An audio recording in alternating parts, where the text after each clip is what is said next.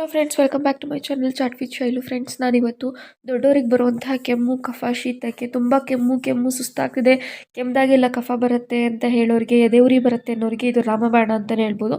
ಇದನ್ನು ಟ್ರೈ ಮಾಡಿ ನೀವೇ 2-3 ದಿನದಲ್ಲಿ ಕಫ ಪೂರ್ತಿ ಕಮ್ಮಿ ಆಗಿದೆ ಅಂತ ನನಗೆ ಹೇಳ್ತೀರಾ. ತುಂಬ ಜನಕ್ಕೆ ಇದು ದೊಡ್ಡಪತ್ರೆ ಎಲೆ, ತುಂಬ ಜನ ನನಗೆ ಹೇಳ್ತಾ ಇರ್ತಾರೆ ದೊಡ್ಡಪತ್ರೆ ಏನು ಅಂತ ಗೊತ್ತಿಲ್ಲ ಅಂದ್ಬಿಟ್ಟು. ಅದಕ್ಕೆ ನಾನು ಈಗ ಗಿಡത്തെ ವಿಡಿಯೋನ ಮಾಡ್ತಾಯಿದ್ದೀನಿ, ರಿಯಲ್ ಆಗಿ ನಿಮಗೆ ತೋರಿಸೋದಕ್ಕೋಸ್ಕರ.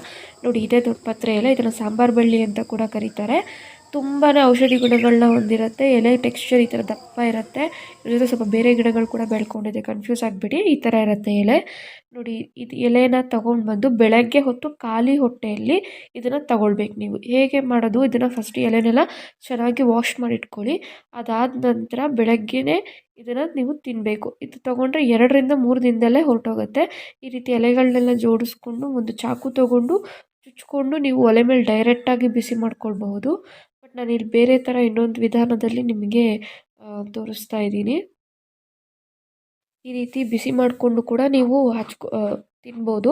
ಅದಕ್ಕಿಂತ ಹೆಚ್ಚಿಗೆ ಅಂದರೆ ನಾನು ಒಂದು ತವ ಇಟ್ಕೊಂಡು ತವಾದಲ್ಲಿ ಈ ರೀತಿ ಎಲೆಗಳನ್ನ ಹಾಕಿ ಸ್ವಲ್ಪ 1 ನಿಮಿಷ ಬಿಸಿ ಮಾಡ್ಕೊತಾ ಇದ್ದೀನಿ. ಯಾಕಂದರೆ ಅದರಲ್ಲಿರೋವಂತಹ ಒಂದು ರಸ ಎಲ್ಲ ಆಚೆ ಬರಲಿ, ಸ್ವಲ್ಪ ಬೇಗನೆ ಸ್ವಲ್ಪ ಒಗ್ರಿರುತ್ತೆ, ಅದು ಕಡಿಮೆ ಆಗುತ್ತೆ ಈ ರೀತಿ ಬಿಸಿ ಮಾಡ್ಕೊಳ್ಳೋದ್ರಿಂದ. ಈ ರೀತಿ ಚೆನ್ನಾಗಿ ಬಿಸಿ ಮಾಡಿಕೊಂಡು ಇದನ್ನು ತಗೊಳ್ಳಿ ಫ್ರೆಂಡ್ಸ್. ಇದು ಜಸ್ಟ್ 1 ಅಥವಾ 2 ದಿನದಲ್ಲೇ ನಿಮಗೆ ಕಫ ಪೂರ್ತಿ ಕಡಿಮೆ ಆಗುತ್ತೆ. ತುಂಬಾ ಎಫೆಕ್ಟಿವ್ ಅಂತಲೇ ಹೇಳ್ಬೋದು. ನಾನು ಈಗಾಗಲೇ ದೊಡ್ಡಪತ್ರೆ ಬಗ್ಗೆ 2-3 ವೀಡಿಯೋಗಳನ್ನ ಮಾಡಿದ್ದೀನಿ. ನೀವು ಇದನ್ನು ಚಟ್ನಿ ಥರ ಮಾಡ್ಕೊಂಡು ತಿನ್ಬೋದು ಅಂತ ಕೂಡ ಇನ್ನೊಂದು ವೀಡಿಯೋ ಮಾಡಿದ್ದೀನಿ. ಯಾರಾದರೂ ನೋಡಿಲ್ಲ ಅಂದರೆ ಆ ವಿಡಿಯೋನ ಕೂಡ ಅಪ್ಲೋಡ್ ಮಾಡಿರ್ತೀನಿ, ಬೇಕಾದಲ್ಲಿ ನೋಡಬಹುದು. ಈಗ ಇದಾಗಿದೆ, 1 ನಿಮಿಷ ಅಷ್ಟೇ. ಇದನ್ನು ತಗೊಂಡು 2-3 ಎಲೆ, ಎಷ್ಟೇ ಎಲೆ ಬೇಕಾದರೂ ನೀವು ತೊಗೊಳ್ಬಹುದು. ಅದಕ್ಕೆ ಸ್ವಲ್ಪ ಉಪ್ಪು ಹಾಕ್ಕೊಂಡು ಮಡಚಿ ಇದನ್ನು ತಿನ್ಬೋದು. ಒಂದು ಸ್ವಲ್ಪ ನೀರನ್ನ ಕುಡಿದ್ರೂ ಆಗುತ್ತೆ. ಇದು ತಿಂದಿದ ತಕ್ಷಣ ತುಂಬ ಕಹಿ ಇರುತ್ತೆ ನಿಮಗೆ, ಬಟ್ ಅಷ್ಟೇ ರಿಸಲ್ಟ್ ಕೂಡ ಬರುತ್ತೆ. ವಿಡಿಯೋ ಇಷ್ಟ ಆದರೆ ಲೈಕ್ ಮಾಡಿ ಫ್ರೆಂಡ್ಸ್. Thank you.